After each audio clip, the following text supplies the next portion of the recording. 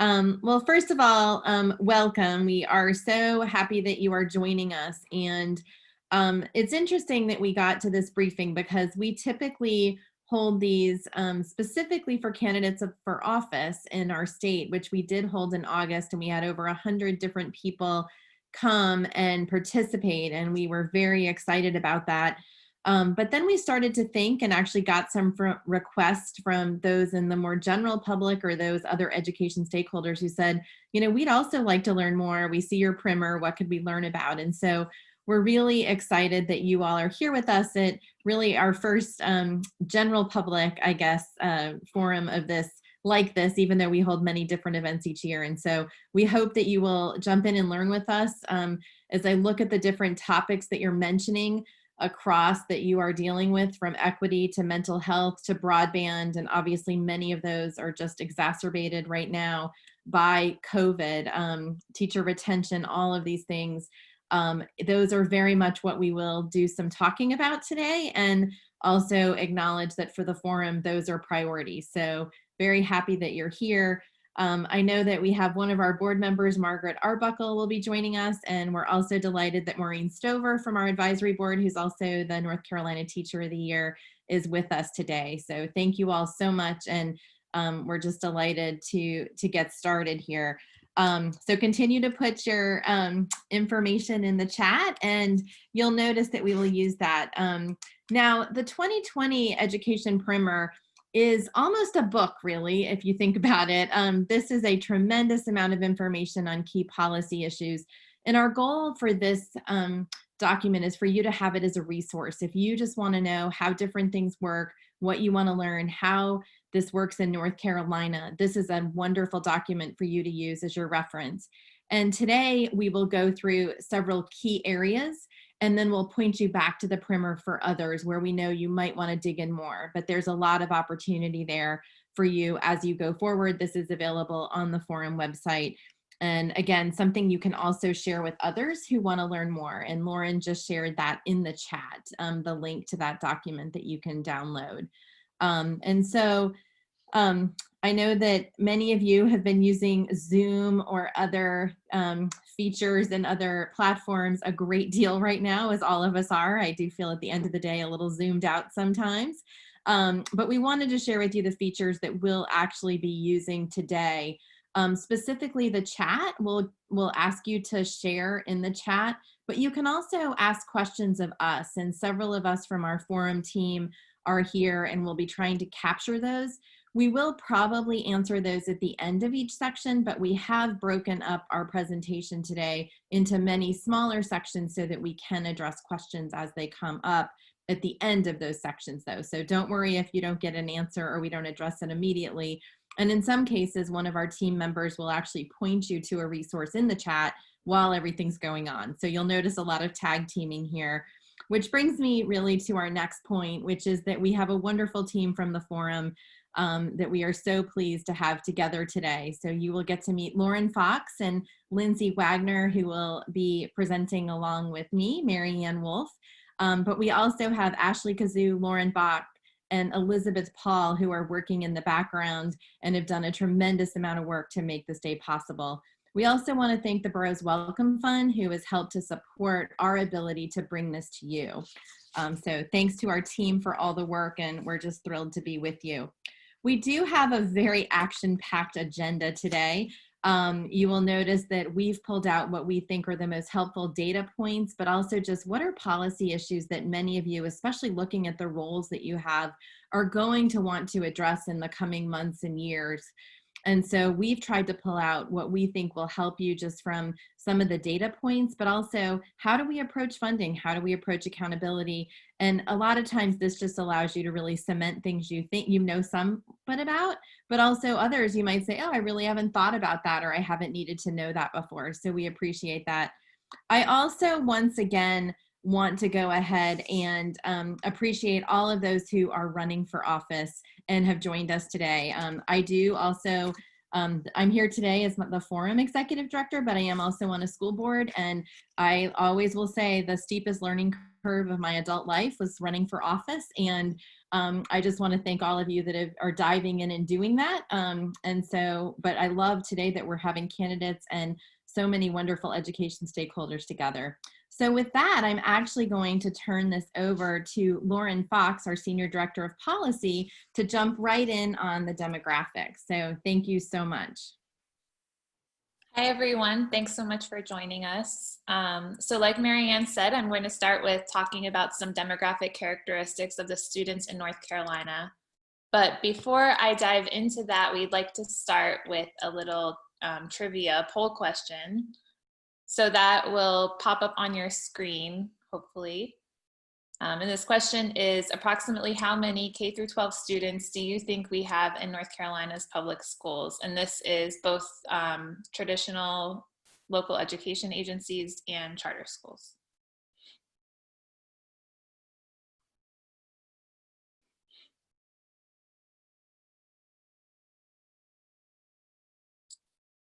Great, it looks like most of you have voted and we have a clear winner, 1.5 million students. So that's exactly right. That's right around the number of students that we have here in North Carolina's public schools. So before I talk more about our student population, I want to start with talking about North Carolina's population as a whole. And our population in the state overall has been growing rapidly in recent years. The state had almost 10.5 million residents in 2019, and we're projected to gain another million residents in each decade between now and 2040.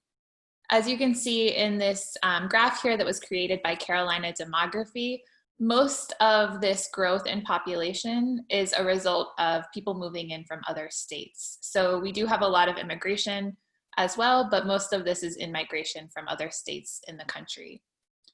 I also want to note that North Carolina was ranked 4th in the nation for population growth between 2018 and 2019. And our population grew at a rate of about 10% compared to a national rate of about 6.3% between 2010 and 2019. So we're really sort of at the top in the nation in terms of our growth. It's also important to note that growth in population is happening unevenly around the state.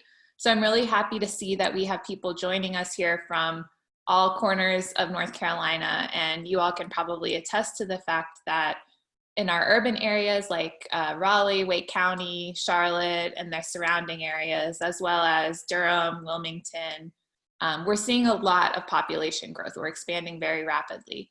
But then in some of our rural counties, probably aside from those that are retirement destinations, a lot of times these areas are actually losing population.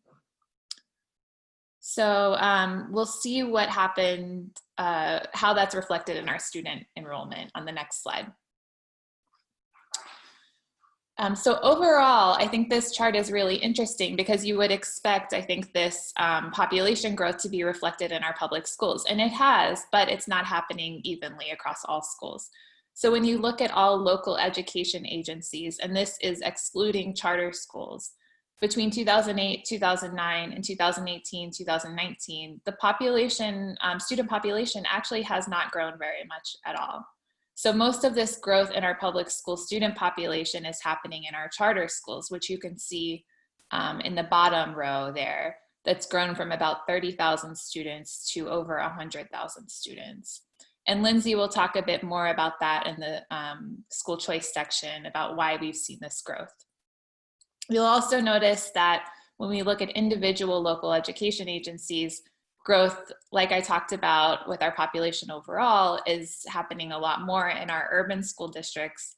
And a lot of our rural or smaller school districts are actually losing population.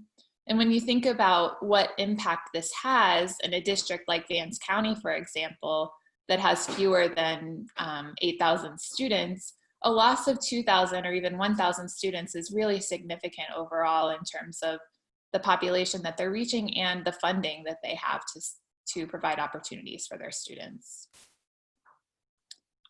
So I'll move on to the next slide on our racial demographics. We have been seeing a lot of change in our student demographics as well as in the population overall. We're becoming a much more racially diverse state.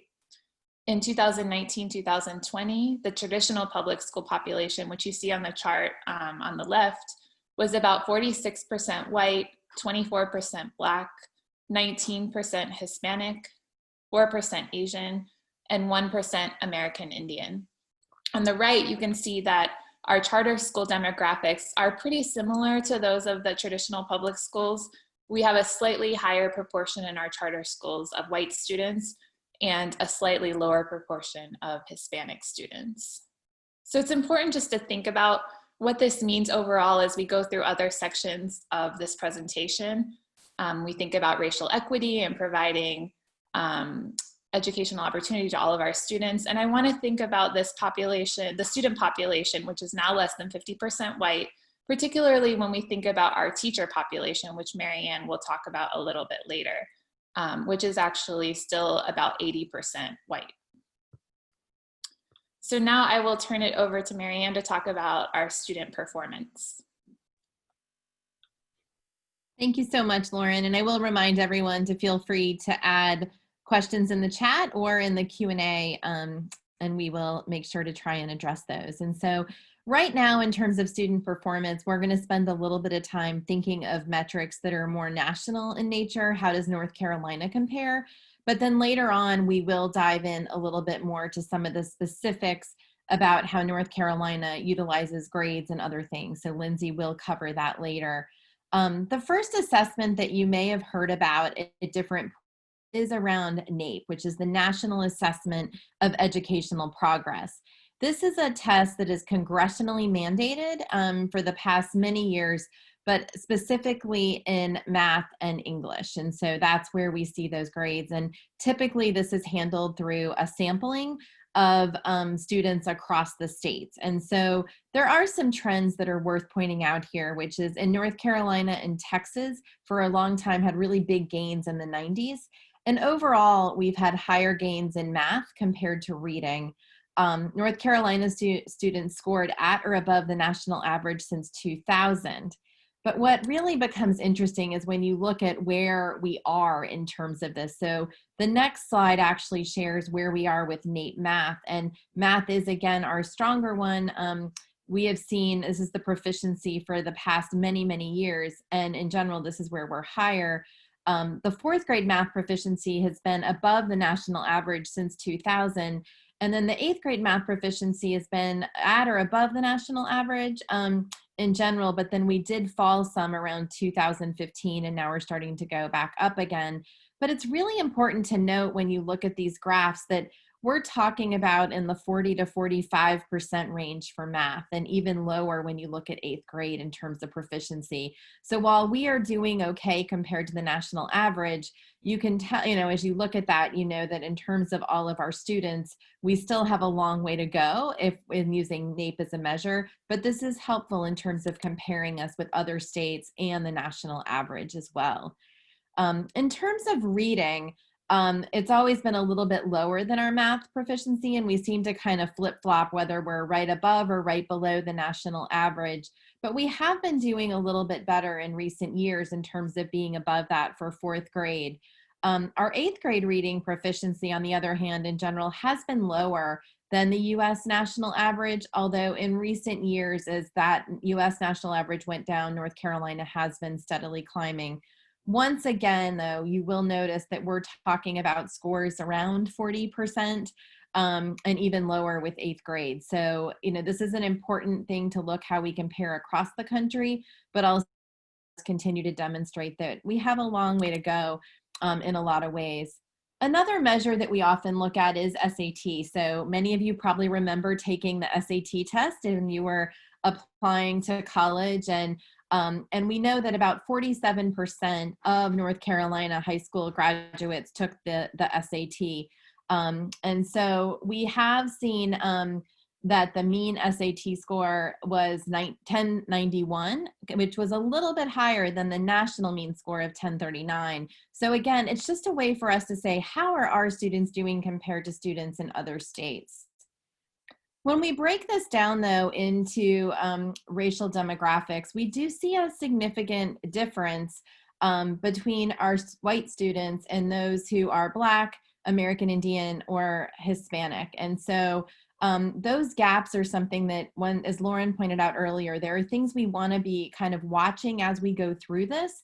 And this is one of those where we start to see those gaps in different areas. And this does play out when we look at our own compared to others. And so I see we are looking at some questions around the ACT. And so we do have another poll question for you. Approximately what percentage of North Carolina 11th grade students do you think earned an ACT composite score of 17 or higher?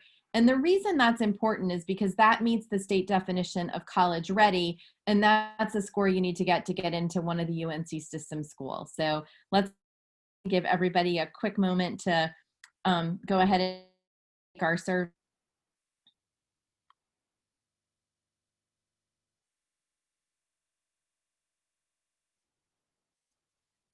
All right. So, you know, we actually did a little bit better than you all expected. 56% of our 11th grade students, and all take this test in the school day, 56% did in fact get that score so that they were.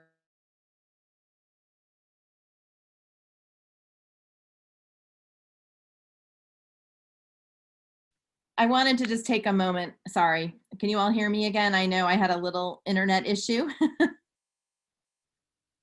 Yes. Okay. I can hear you now. Okay. Great. Sorry about that. So that is where we are with ACT. And then when we once again break that down by race and ethnicity, you do see, once again on the next slide, you will see that gap. And so we see that Asian and white students, 8 and 70% of those students were able to meet that 17 or higher, whereas for our Black, American Indian, it's much lower.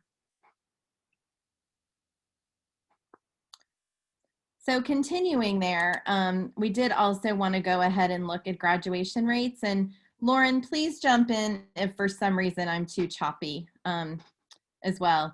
So this is a really important one to go ahead and look at, because what the graduation rates actually measure is how many of our students that start with us in 9th grade graduate within 4 years. So you will notice that we do have students that continue to work with us through remediation. Sometimes they take a little bit longer and graduate. But for our 4-year graduation cohort rates, you can see the broken down both by gender, but also by race and economically disadvantaged, English learners, and students with disabilities. So we do once again see that gap that we've been mentioning in this, and that is something that I know school districts are watching, but also as a state. On a positive note, we do have many years of actually our graduation rates improving, and that is something that our state has really focused on and worked hard for. And that actually goes really nicely with, as you look at the next slide, that in 2019, actually, our state did, working with the My Future NC Commission, establish a new statewide education attainment goal to have 2 million North Carolinians with a high quality post-secondary credential or degree by 2030. So that really goes into our students graduate, have we set them on a pathway that allows them to have a meaningful credential or a degree that really allows them to be successful in their career. And so that is a goal that we're working on. As you can see there, we have a long way to go, but we also have set a timeline that hopefully we will be able to meet. And there's a lot of effort, and there is more information in the primer about this as well. So we have just shared a lot of numbers and a lot of data with you. And what we would love is for you to share in the chat what really resonates with you. I know one of you already shared that disaggregating by race is so important, and that is something we appreciate you recognizing, and we will continue to try and do. But also, do you have any more questions so far? We'd love to hear what resonates with you the most too, so that helps us to know where to go from here.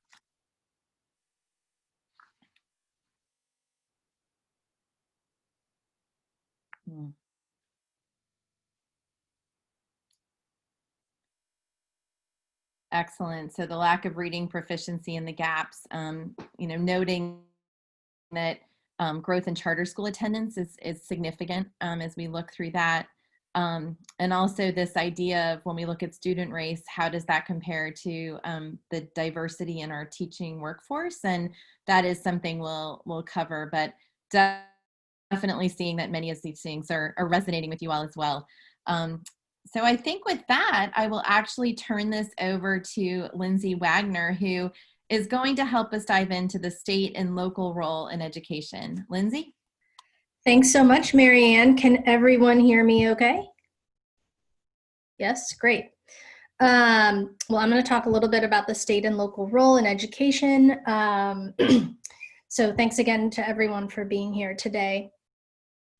On this slide, you'll see that the North Carolina Constitution establishes a strong state role in providing a free, uniform system of public schools that offers equal opportunities for all children.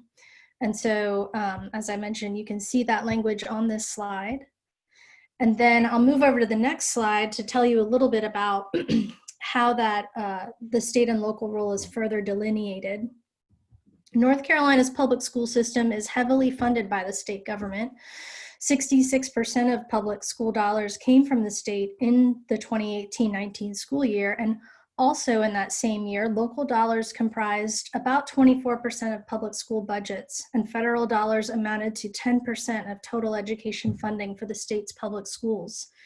It was during the Great Depression that the North Carolina state government took on the responsibility for funding the operations of public schools with the passage of the School Machinery Acts.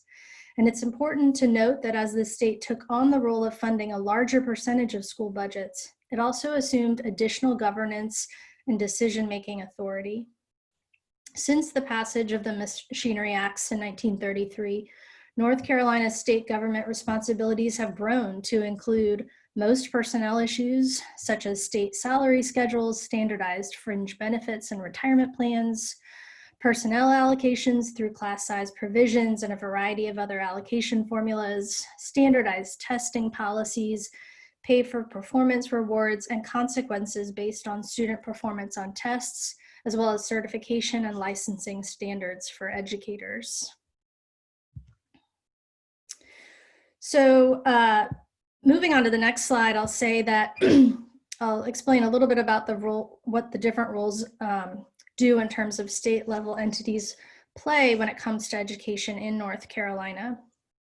And while the State Board of Education is charged with setting overall state policy regarding education, the State Board generally does not have the authority to provide funding for education policy initiatives. The North Carolina General Assembly, however, does allocate funds for public schools, which gives it great power in directing education policy in the state. The governor influences education policy by proposing new initiatives through his or her annual budget presentation, appointing some members to the State Board of Education, issuing executive orders, and exercising veto power of legislation passed by the General Assembly. The State Superintendent of Public Instruction is an elected official here in North Carolina, chosen by our voters in general elections every 4 years to lead the Department of Public Instruction. Like the governor, the state superintendent commands positional power and frequently advances new initiatives. Many of you may be familiar with the fact that in recent years, the General Assembly has passed laws affecting the division of powers and responsibilities of the State Board of Ed and the state superintendent, with the courts weighing in on compliance with the state constitution of those laws. In particular, House Bill 17, passed during a special Christmas time session in 2016, sought to grant new and significant authority to the state superintendent, authority that had been previously maintained by the state board. Following the passage of that bill, there was a lengthy court battle, after which the courts ruled that House Bill 17 was constitutional and that the state superintendent could maintain those new powers. Practically speaking, these changes have enabled the superintendent to have greater authority over DPI staff, shifted some of the administration of state and federal funding from the state board to the superintendent, and other changes as well. Let's talk a little bit about the local role in education. locally elected officials have considerable influence over public education. Locally elected school boards shape policy, they make critical decisions related to schools, while the county commissioners approve local initiatives that require local funds. So local school boards and/or county commissioners are generally responsible for construction and maintenance of school facilities, providing transportation to students, hiring personnel, especially local school superintendents, and funding programs, equipment, materials, personnel that's not provided by state funding. So I just want to mention a few additional notes on the state and local role in education before we move on to school finance. The North Carolina General Assembly did not pass a new state budget for the 2019-21 biennium. There have been, however, some mini budget bills that the General Assembly has passed that have kept public schools running. One of these mini budget bills did fund public school enrollment growth. However, I will say that failure to pass a budget generally offers an opportunity for harm when it comes to public schools, as lawmakers don't end up passing a comprehensive budget strategy that targets areas of public school funding that might be lacking and failing to serve our state's children. So we know from the lengthy Leandro court case that it's time to make significant investments in our public schools, and the passage of a budget bill is a good way to do that. And with that, I will have Lauren Fox move on with school finance. Thanks, Lindsay. So I'm going to start this section off again with a poll. So this question is, what percentage of funding for North Carolina public schools comes from state sources as opposed to local and federal sources?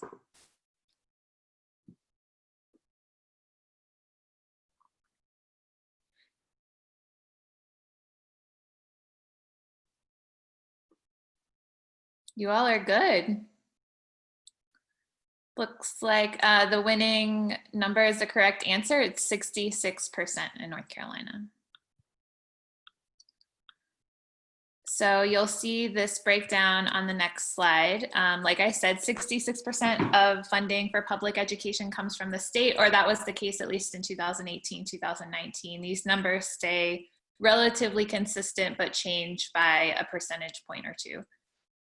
In that same year, federal sources contributed to 10% of our overall public school funding, and local was about 24%.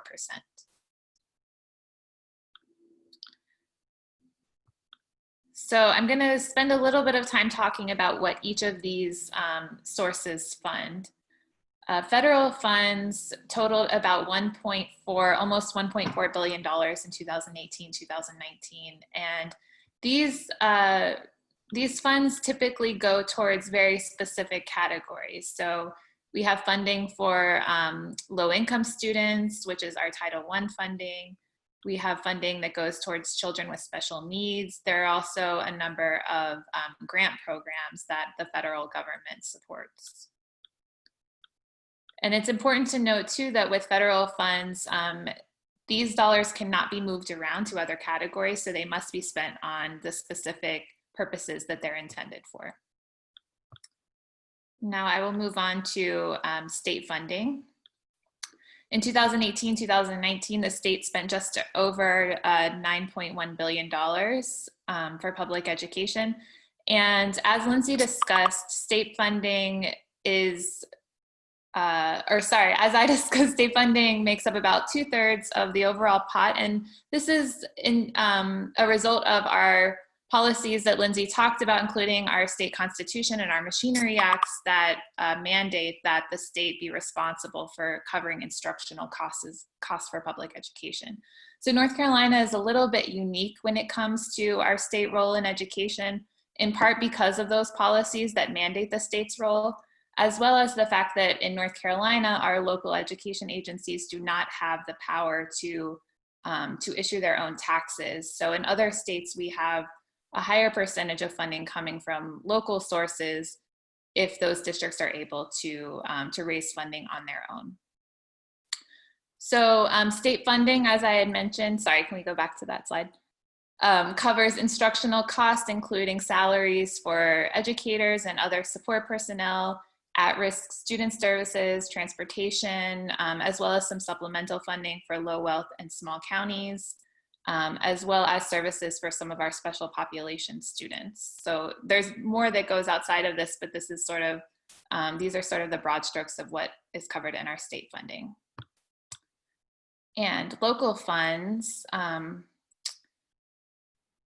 comprised about 24% of our overall funding for public education. And as Lindsay discussed, again, these are intended to go towards school construction and maintenance costs.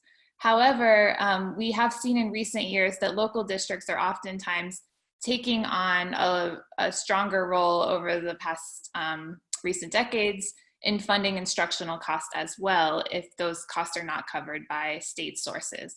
So we've seen a lot of local funds being spent on central office administration, as well as salaries for additional teachers, instructional support for additional courses that go outside of what the state funds, like advanced courses, arts and language.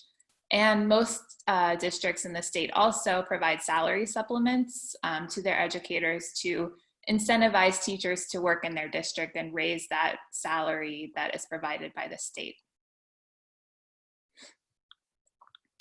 So let's look at how North Carolina's per student spending looks when we compare it to other states in the country. Overall, the state spent about $10,632 per student in 2019-2020. We ranked about 40th in the nation that year compared to other states in per student spending. And if we spent the national average, which is over $13,000 per student, our schools would have an additional $2,752 per student to spend.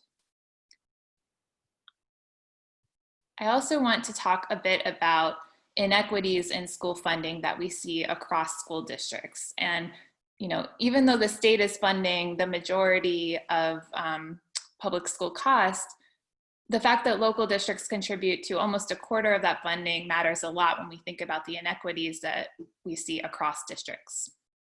So this chart on the left shows the spending gap between the top 10 and the bottom 10 spending districts, just when we're looking at local funds across the state. So you can see when we're starting about 20 years ago, how much that gap in local spending has increased over recent years, and we're currently at the highest level that it's been in recent history. On the right side, in this chart, you can see what that really looks like when we look at individual districts and what they're able to allocate to spend on their public schools. So we have Orange County on the left, which includes Chapel Hill, Carrboro schools.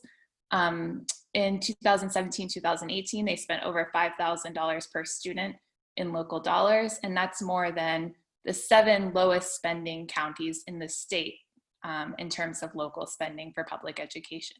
And this is not to say that Orange County is spending too much, but we see that a lot of our districts are not able to generate the same kind of property taxes and then therefore revenue to spend on public education. I also want to note, just before we move on, that we found in our local school finance study, which we can share with all of you, that we publish every year, that a lot of times these lower wealth districts are taxing their residents at higher rates than wealthier districts in an attempt to generate additional revenue for public education, but are oftentimes still not able to generate the same amounts as wealthier districts. Okay, so now I'm going to move on to the Leandro case, which Lindsay mentioned briefly, and many of you have probably heard about. This case is a result, in part, of the inequities that I just talked about. North Carolina has been engaged in this lawsuit since 1994, so it's been over 25 years now. The Leandro case was initially filed against the state in 1994 by 5 low-wealth rural counties. These counties argued that the state needed to do more to equalize funding across school districts in the state. Urban school districts then joined on to the case, arguing that the state was not providing adequate resources to educate disadvantaged students.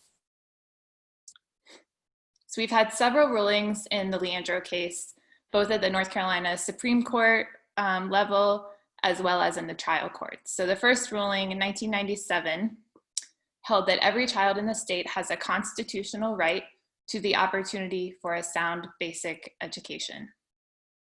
And the court defined this sound basic education as sufficient ability to read, write, and speak English, sufficient knowledge of math, science, geography, history, and other subjects, sufficient academic or vocational skills to engage in post-secondary education or vocational training, and to compete on an equal footing with others in an advanced formal education or the economy. The ruling also said that it's the General Assembly's responsibility, rather than that of local school districts, to provide this constitutional right to all children. So like I said, we had some subsequent rulings as well, which are on the next slide, that help to further define what we mean by sound basic education. The trial courts between 1997 and 2002 declared that every child should be entitled to have a competent teacher, every school must have a competent principal, and every district must have the resources necessary to support students, teachers, and principals. And that was later affirmed by the North Carolina Supreme Court in 2004. So that last ruling was in 2004. Now fast forward to the current era, and we are still engaging in this Leandro lawsuit.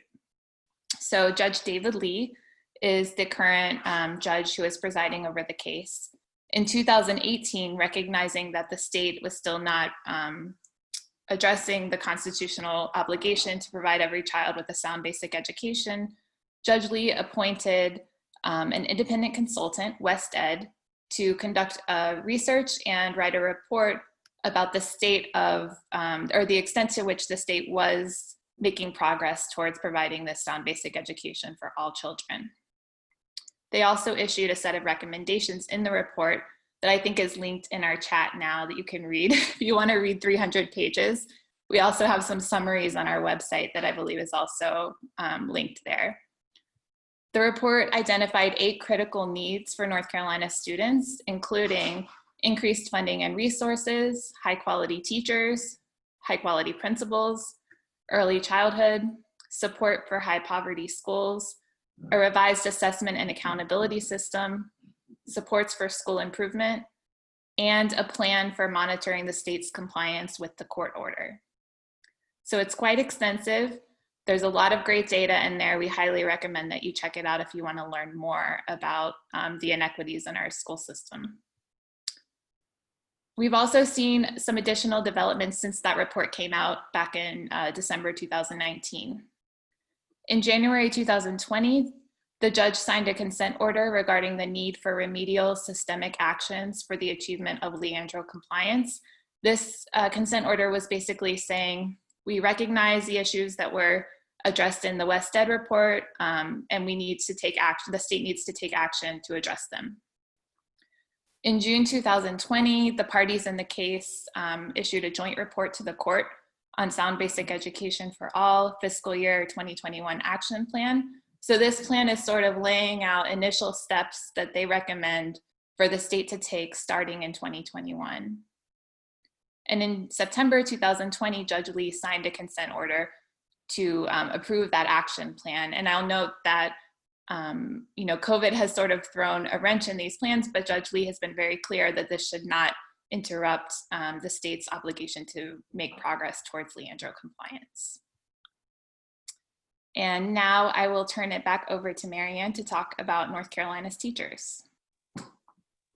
Excellent. And many of us have talked about challenges with broad, and so if I in and out or not, just let me know and I will turn my video off again, but it seems to be okay right now. And so let me know though if I need to make any changes to that.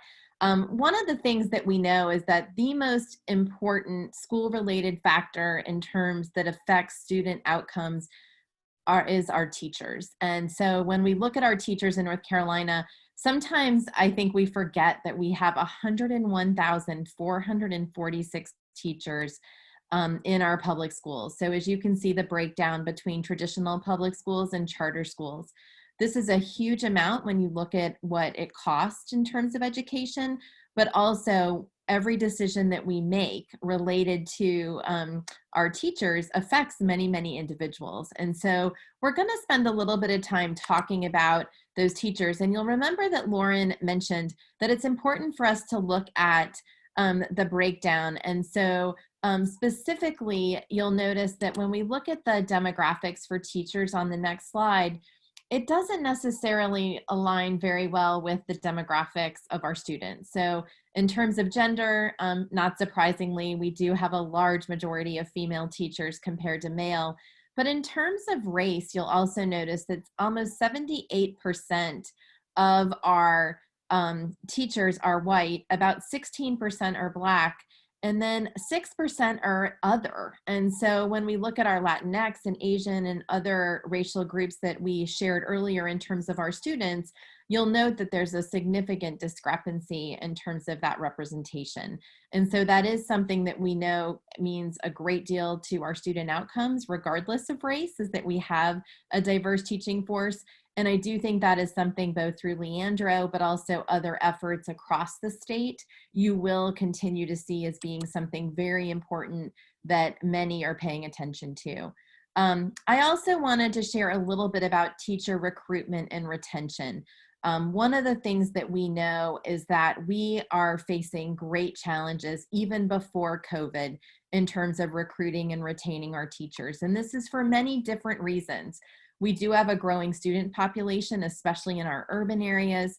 We'll show you some information in a moment about how we have fewer people actually entering the profession. And then the other thing is we have a large number of educators that are getting to retirement age. At the same time, we have high turnover. Last year alone, 8,000 teachers in our state left their schools either to retire, move to a different school district, or change professions. And so this does put a huge burden on our school districts and our schools, but we also know that it's really important to have our experienced teachers with our students and really to grow those teachers throughout our network. So this is something that North Carolina is definitely facing. I'd say nationally it's an issue, but it is a significant issue here as well. One of the things that we know that really hasn't changed in quite some time is that 40 to 50% of teachers in high need schools leave in the first 5 years. And so when you think about that, how often do we have the new teacher and then a year or two later another new teacher? And this has a huge expense to schools because you're constantly trying to support those beginning teachers and help get them really acclimated to the schools and the pedagogy and all the different important aspects. And so teachers cite many different things for why they leave. They do talk about low pay, but they also talk about lack of respect, absence of autonomy, and not really having advancement opportunities are different reasons why they do choose to leave. Another fact, and I see some folks who are joining us today are from some of our colleges of education, and one of the things that we are very aware of is the changes we've had in recent years in our enrollment in our colleges of ed. And on the next slide, you can actually see a breakdown by our public colleges of education and their enrollment. And so we only have one school on here, UNC Wilmington, that actually has had an increase in enrollment over these years. All of our other schools have had significant decreases. And we know that there's a couple of different reasons. One is our state no longer provides additional pay for teachers who get a master's degree. So that used to be one growth opportunity in terms of both learning, but also pay. And that is something that has been taken away by the General Assembly. And so that seems to have made an impact, but we know that's not the only factor here, but I did want to make sure and actually point that out. And so as you find a school that you're affiliated with or one where you know a lot of the teachers in your district or county come from, you probably can start to get a sense of why that is happening. So I also want to go ahead and do another poll on a topic that has been so much conversation recently, which is, what do you think the average teacher salary is in North Carolina? And I will tell you, this does also include supplements in that average. I think that's helpful, and I really appreciate the chat. You're answering each other's questions, so we'll continue to share that information as well.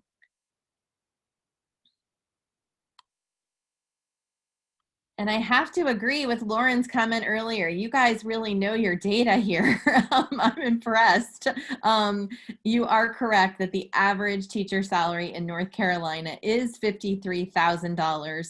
And I want to show you the next slide where this puts us nationally, because once again, just like with our per pupil expenditures, even though we have some districts that are much higher, we still as a state are barely, our highest funded districts are barely at the national average.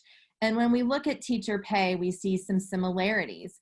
Our average salary is $50,940. And remember, that includes that local salary supplement. So are there some districts adding more? It also includes some of the bonuses that some teachers have had access to. And so make sure that, when you think about that, and this is where the national average is in fact much higher, and you think about that on a year-by-year basis and where our teachers are, we're almost $9,000 below the national average, which puts us at about 30th in the nation. But in some of our districts, that average is definitely not as high if there isn't any supplement or anything like that. When we look at teacher pay, it is really based on a combination of experience and earned degrees. And so that is something that goes into that, and teachers know where they fall.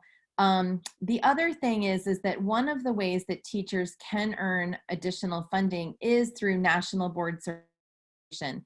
And North Carolina is #1 in terms of across states for teachers that have earned national board certification.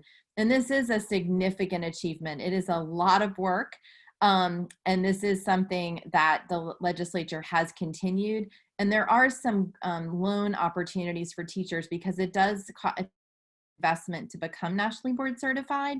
And so they can get a loan to help fund that process. And then they do receive for the rest of their career an additional amount. I did mention before about the legislature removing supplements for advanced degrees, but those who already had them were grandfathered in, and so they do receive a supplement for that. Now, the local salary supplements are based on usually a percentage, and that can go from 0 for some districts all the way up to 17 to 23% of the state schedule.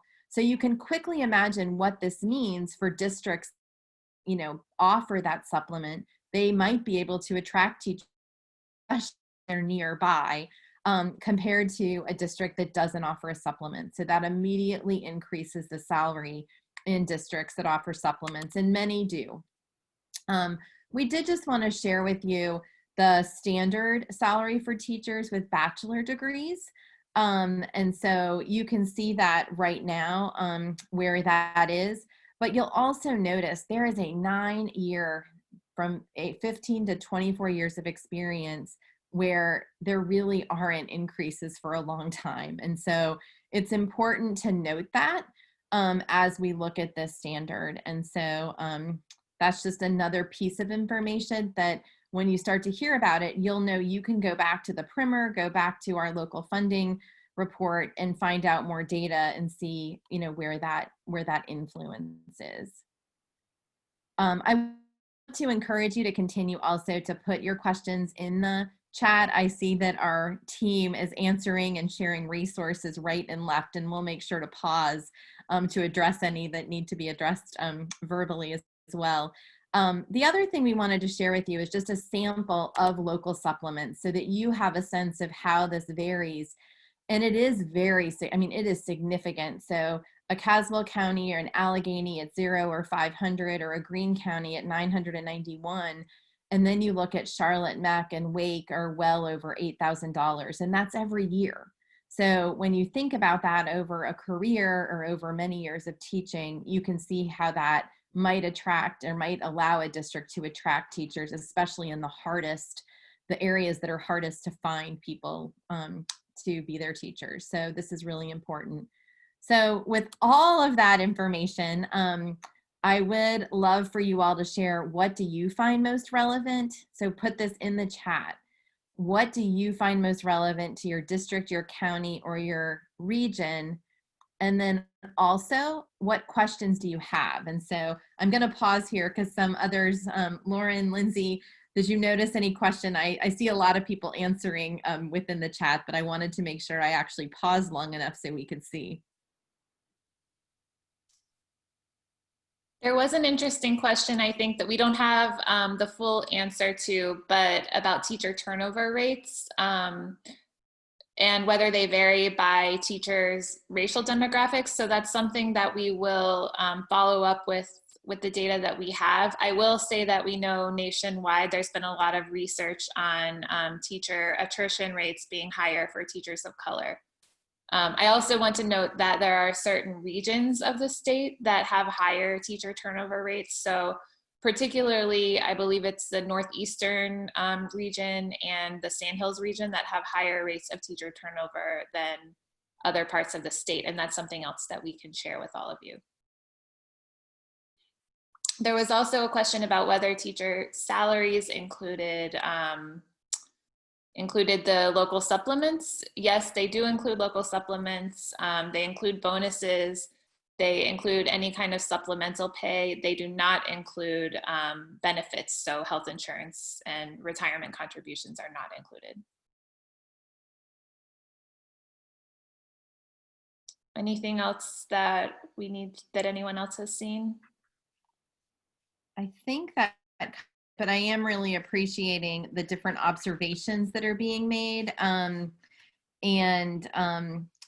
County commissioners do work with school districts, and then they make those decisions in terms of what local funding they are able to provide. And so a lot of times that has to do with the tax base and with the funding, but then also there's certainly an element of priority by those districts. But a lot of times I think there are boards of county commissioners that would love to invest more in schools, do not have that funding available. And so, but that is an excellent question, and that funding side does come through the county commissioners, and it's important. I think one of the things we've been excited is to see some county commissioner candidates and county commissioners on these sessions as they learn more about the other funding side that does not go directly through them. But again, it's a great place to have conversations so they really know why additional needs exist, and to work creatively together on how you might be able to address those.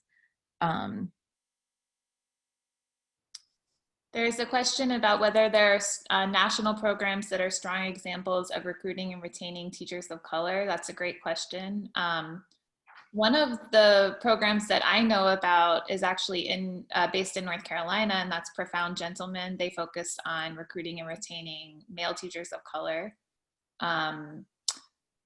We've also heard through some of the work that's been done by the governor's office about other programs in South Carolina and in other states that I know we're sort of learning more about and hoping to replicate in North Carolina. So that's something that hopefully we'll see more work on through the DRIVE task force. And Lauren, we have seen a little bit of beginning work in a couple districts here, I think, have some great examples of trying to also engage high schoolers who are interested in teaching, and are there ways to support them through college so that they come back. So that's another one I think that is exciting as well. Absolutely. There's a question on, can you speak to how the benefits for teachers have changed over time? No more healthcare for retired teachers. That's a great point. Marianne, do you want to take that one? Yes, I don't have all the specifics, but I do know there have been changes both to teacher retirement, and I believe it's teachers that are entering now. So a lot of times it's the teachers that we're trying to recruit now. Some of those benefits that have been a long-standing huge positive for entering the profession are now going away, and it's a huge concern for districts. So I know retirement is one of those, and then also what do you get when you retire? And so I think, I know Marisa asked that question. I think that's something we can provide more details on, but it has been a huge concern of mine, especially as we're trying to attract teachers, and you already saw those declines in our colleges of education. And so when you put all those factors together, it's really hard to imagine knowing that we have a teacher shortage. And this past year, I think, was the first year that North Carolina has also had a shortage in elementary schools. And that is, you know, you often hear about it in STEM for exceptional children, but to move that and think about that shortage in elementary definitely speaks to a new challenge ahead. And so Lauren Bach just shared some state of the teaching profession reports with us. But again, if we find additional data, we will share it because we have all your names as well. What you said, Marianne, is what I think is correct, that it's 2021. I think teachers entering the profession in 2021 or later will not have health benefits upon retirement. Everyone who's already a teacher will be grandfathered in to have those benefits. And that's not only teachers, by the way, it's all state employees. Mm-hmm. Great. So thank you all so much for these excellent questions, and we'll continue to follow. But at this point, I think we'll turn it back over to Lindsay, who's going to talk a bit about school choice. Thank you all so much. Hi again, everybody. I am going to talk about school choice with you, and I'm going to kick off with a poll. This is my first poll of today. So the question is, what percentage of students in North Carolina attend homeschools? And go ahead and put your response in, and we'll see if y'all get this one right as well. I see a lot of back and forth between one answer and another. It's pretty close. All right, looks like the vast majority of you chose 8%, which is correct. 8% of students in North Carolina attend homeschools. I won't talk a whole lot about homeschools today. We do go into great detail about it in the primer. But that is an area in which North Carolina, I think, is among the top states in terms of homeschool enrollment. So when we talked about student enrollment growth earlier, it's important to note that much of the enrollment growth we are seeing is happening outside the traditional public school arena. Traditional public schools serve about 80% of North Carolina students, but increasingly parents and students have multiple options available to them. That also includes public magnet schools, public charter schools, private schools, and homeschools. And I just want to be clear in the beginning that magnet schools and charter schools are two separate things. Magnet schools typically exist within a traditional public school and offer a specific type of curricular setting, like, for example, a language immersion program, or some other similar type of venture, whereas a public charter school is also a public school, but is usually its own standalone school that is separate from a traditional public school. So today I will talk mostly about private schools and charter schools, but like I said, we address homeschools in more detail later, or in the primer rather. So let's start with private schools. These schools serve around 100,000 North Carolina students every year. And the first bullet mentions that they're largely unaccountable to government. And what we mean by that is that we have little access and oversight of private schools. They are, for the most part, only held to safety and sanitation standards and few curricular or financial standards. So, for example, private schools don't have to meet state-approved academic standards, make budgets public, adhere to open meetings and records laws, or for the most part, publicly report student achievement data. Funding for private schools comes from a variety of sources, including tuition, private grants, and fundraising from parents or private organizations. However, over the better part of the last decade, private schools have had access to public sources of aid as well in the form of vouchers. And the average North Carolina private school tuition is just under $8,000 a year for elementary schools and approximately $10,500 per year for high schools. Almost 70% of private schools in North Carolina are religiously affiliated. So I want to talk with you a little bit in more detail about the school voucher program, which is also known as the Opportunity Scholarship Program. This program is overseen by the North Carolina State Education Assistance Authority, and it's been available to private school families since 2014. Up until recently, for a child to be eligible for a $4,200 school voucher that would pay toward that student's tuition, they must be a resident of North Carolina, have not graduated from high school or been in college, be at least 5 years old on or before August 31st, have a household income that doesn't exceed the amount required to receive free or reduced lunch, and meet one of several additional criteria, which includes that you're a full-time student attending North Carolina public schools the previous semester, and a few other criteria as well. Requirements for the private schools accepting voucher students include provide tuition information to the state agency administering the program, administer national grade level tests in grades 3 and up, and disclose results and graduation rates for voucher students.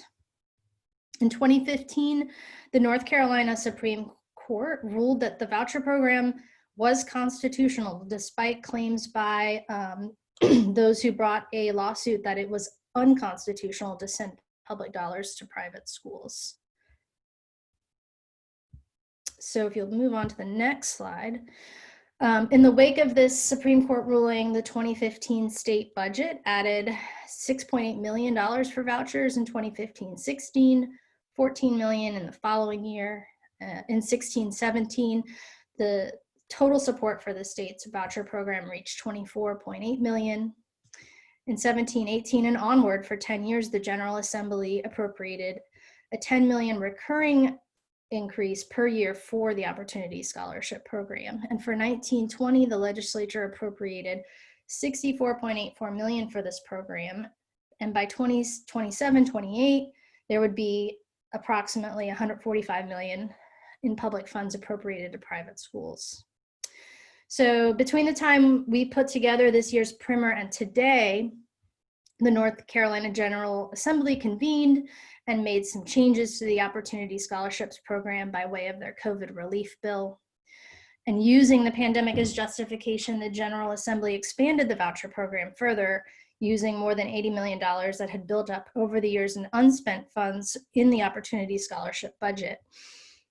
They enacted the expansion by increasing the income eligibility limit so that, for instance, a family of 4 earning $72,000 a year can now qualify. And legislators also lifted the cap in the number of kindergarten and first grade students who can get vouchers. This change, I should point out, comes at a time when the voucher program is facing another lawsuit filed this past summer by parents who claim the program is unconstitutional, in part because it provides funding to schools that discriminate against students or their families on religious grounds or based on students or family members' sexual identities. So I'm going to move on now to charter schools, which is another choice option that families have available to them. Again, charter schools are public schools.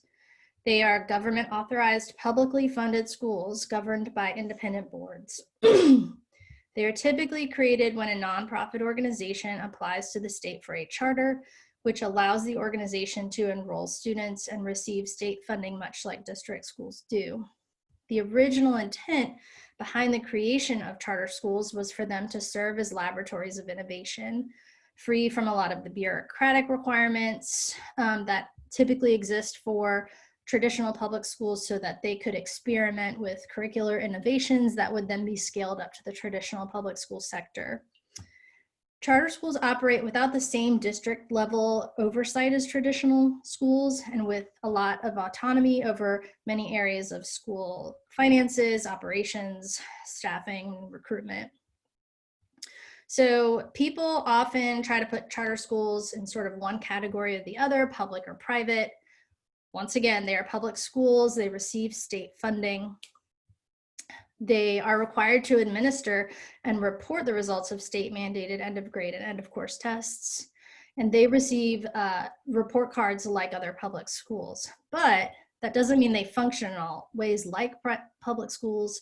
And so this slide lists some of the ways that charter schools in North Carolina possess both public and private school characteristics, if you will.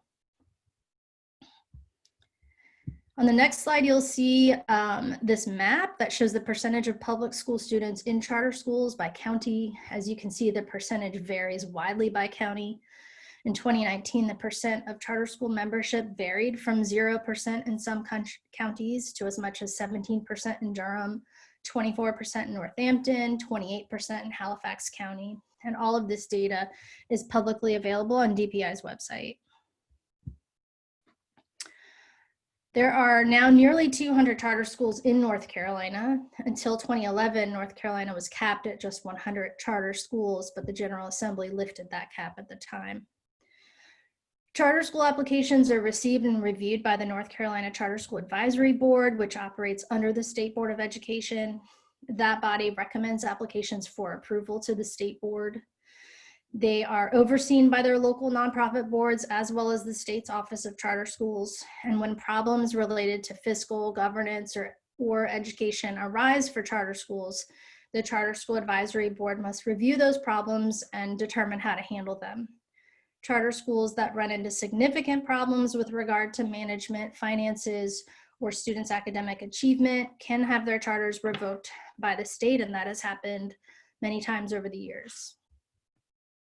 Charter schools' performance has been mixed in North Carolina, and some scholars have pointed to the charter school sector for exacerbating resegregation in our state. We also have 2 statewide virtual charter schools that have continuously received poor grades in terms of their ability to educate students since they were put into operation by the General Assembly about 4 or 5 years ago. But also in the COVID relief bill that was passed earlier this month, virtual charter schools, both of them were granted the ability to expand their enrollment despite those poor marks. So that's pretty much all I have today in terms of school choice. And I haven't looked at the chat, but I think we're going to hold questions until after Lauren talks a little bit about accountability and A through F performance grades. Sounds good. So this is going to be a brief overview of our accountability system with a focus on the A through F performance grades. We have a bit more detail on overall accountability that you can read more about in our primer. So the A through F school performance grading system in North Carolina began in 2012. It was enacted by the General Assembly. And this legislation requires that the state board issue an annual report card for the state overall, as well as for each local education agency. For each school, we must report achievement, growth, and a performance score, which is on a 0 through 100 scale and corresponds to an A, B, C, D, or F letter grade.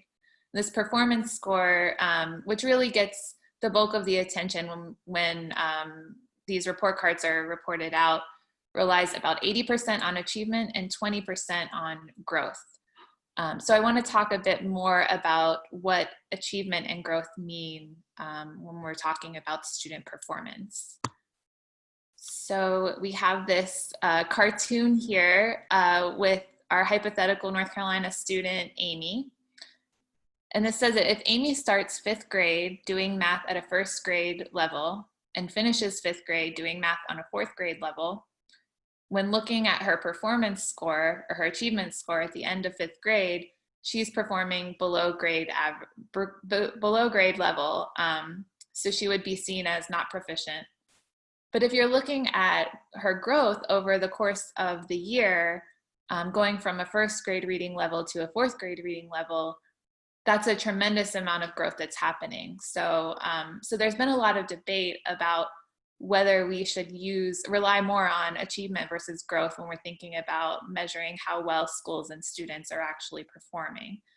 And you can see on the next charts, on the next slide, that there's a lot of overlap between achievement or performance grades and economic disadvantage in our schools as well. So school performance, when we look at our A through F grades, in the first chart on the left is highly correlated to the percentage of economically disadvantaged students that are in a school.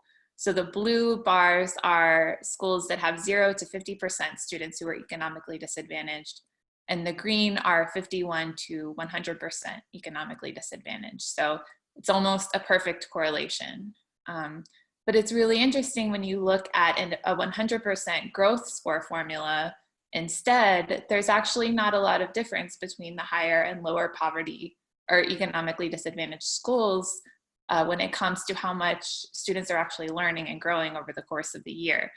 So as a result of this, there's been a lot of efforts in recent years by members of the General Assembly to actually amend the school performance grade formula to place a higher percentage of the grade on growth rather than the one-time achievement score.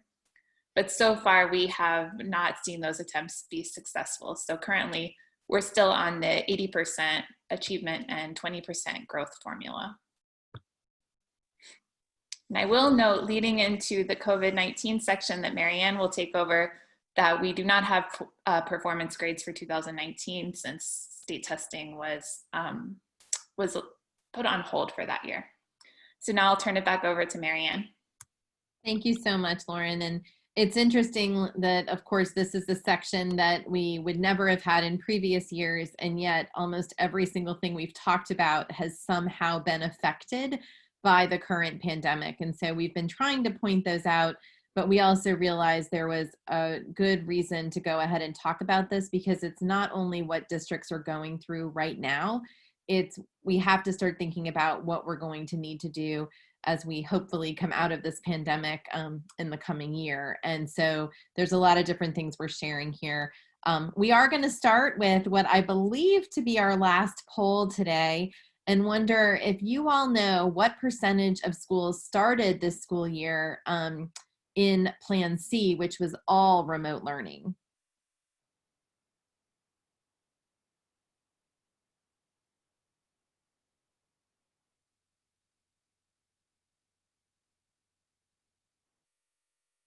So this time, interestingly, the right answer is actually 52%, which were 60 of our school districts started the 2021 school year in Plan C or all remote learning. But when you do look at the number of students, it's actually a higher percentage, because some of our largest districts were in fact ones that started that way. So many, many students in North Carolina started fully in remote learning. We also know that other districts were either a combination of Plan B, which was kind of a hybrid model, or Plan C. And something that you'll note on this next slide is that just last week, Governor Cooper announced that districts could move to Plan A, which is fully in person for grades K through 5, starting October 5th. So that was not an option before that. We are now seeing school boards and superintendents and communities really wrestle with what are they going to do now that they have this flexibility. Everyone had to submit plans that meant they were thinking about all these different options, but it's a very different situation right now as they all try to figure out what to do next. And so you're probably hearing a lot about this conversation in your local districts as school districts figure out what to do. One of the other things that we have definitely seen a huge amount of conversation about due to struggles is something that we used to call the homework gap, because we were talking about whether or not when children went home, if they had homework that really relied on broadband access or internet access, were they able to do that? But now for the past many, many months, that's really become a learning gap. And so we know right now that at least 197,000 of our students, if not more, their families rather, 197,000 families with students do not have reliable access to high-speed broadband. And what we are still, learning more about is what does that mean? Because when you ask, do you have internet access? Some families might have said yes because they have smartphones.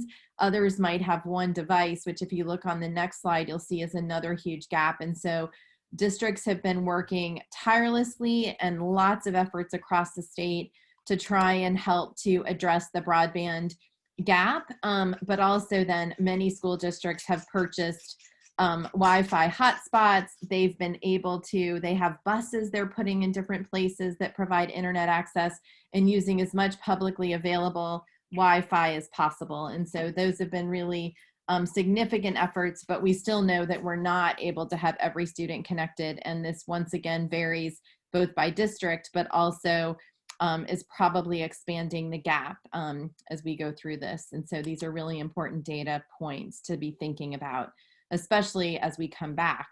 What does this mean for students? There has been a lot of effort in terms of COVID and special funding, both from the federal and the state level. North Carolina has received more than $2 billion as part of the Federal Coronavirus Aid, Relief, and Economic Security Act. And the State Board of Ed has approved the distribution, and so has the legislature and the governor in terms of funding for schools. And so there has been millions of dollars have gone to our school districts. So back in May, there was $356 million that went to public schools. And then there was an additional $75 million that actually went to help reimburse costs for providing meals to students while schools were closed during the spring. In June of 2020, there was additional $70 million funded to provide school districts and charter schools with the ability to provide summer programs, especially for those students in kindergarten through 4th grade who needed extra instruction, who we already knew were behind when we went into the remote learning and the pandemic. More recently, there has been another $35 million to purchase computers and devices to address the gaps we just mentioned. In August, there was additional so there had been a $727 million distributed as of August 8th.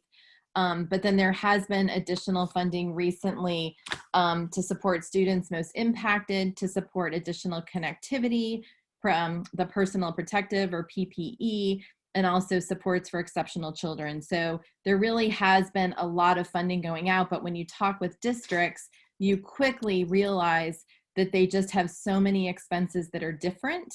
Another thing I did want to mention is that our student funding is based upon ADM, or average daily membership, and that is typically measured in the first 2 months of school. And while I'm not going to go a lot more into that, as we've talked about that, this year, most school districts are seeing a decrease in the number of students that are enrolled in their schools. And so they were very much concerned about, would they be losing funding that they had been planning on in a year when they already knew their expenses were higher. And so about 3 weeks ago, I guess, the legislature approved a hold harmless provision that they will not decrease school districts' funding based upon ADM. And so that's just something important for you to know, that even if your school district and your communities have lost some of their students this year, and we're hopeful those students will come back, but even if they have lost some students this year, they will in fact still get the funding in terms of ADM that they were expecting, which is at least one solid piece as we go into this school year. Another issue that has come up that has been really important around COVID is mental and physical health. And so we wanted to share with you kind of where we are in terms in North Carolina compared to that recommended ratio. So nationally and at the state level, there are, recommendations on what would be best for students. And so you'll notice, like for counselors, that would be 1 counselor for 250 students. Same for social workers, psychologists, 1 for 400, and nurses would be 1 for 750 or 1 per school. And you can see that in North Carolina, we obviously have a lot of room for improvement there. And when you think about the stresses on our students and other challenges that COVID has brought on, this is probably more important than ever before. And so there has been some additional funding that can be used for this.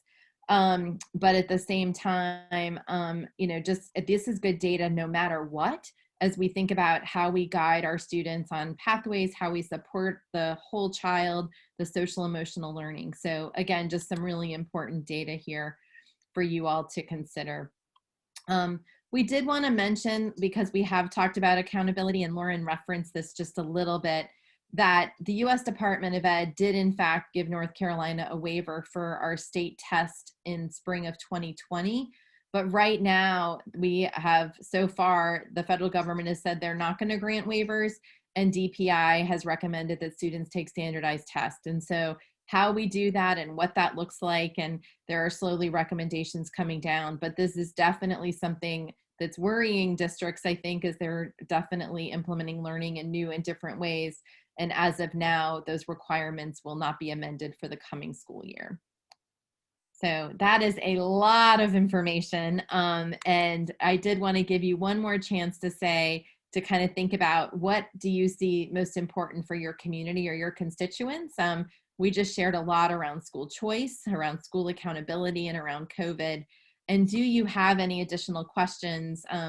Again, being very grateful to our team that has been answering, and some of you answering each other. So we'll just pause for a second for you to add what is the most important for you in terms of these areas.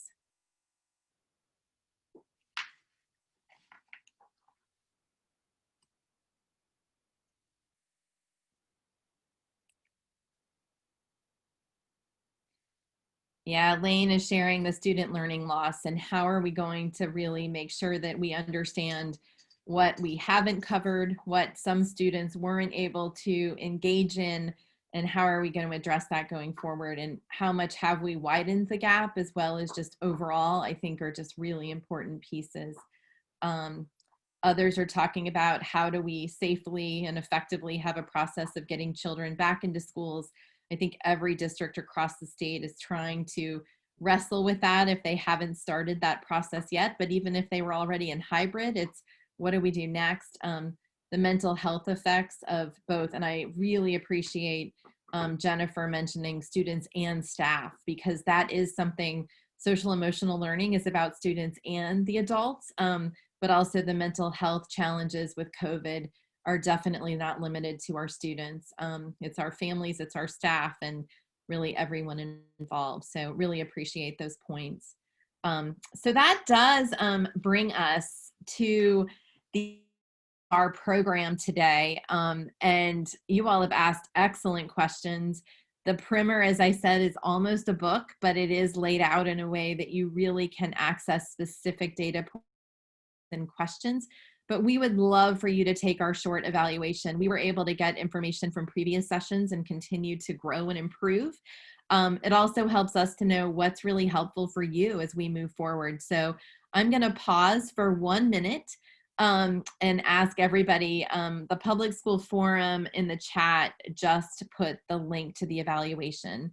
And so if you all can go ahead and do that, that would be wonderful. And we just look forward to engaging you in future programs. We do have a Color of Education coming up that we can share that link. That is, registration is open. But once again, we just so appreciate you taking the time to learn more, and please keep asking good questions, because that we're thinking too. So make sure you're able to, the short evaluation is just a little bit higher in the chat, and I can share that.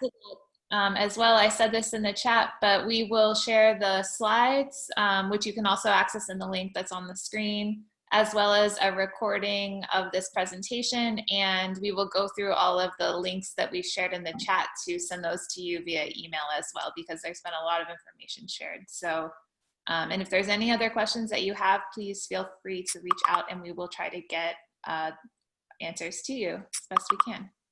Yeah.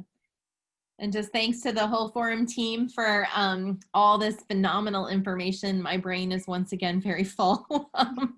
I feel I learn a little more every time with you all. So I appreciate that very much. And those behind the scenes that have been populating all this great data as well. Okay. So much, and thanks for taking the minute to do the evaluation. We appreciate that. I know at the end it's hard to do that.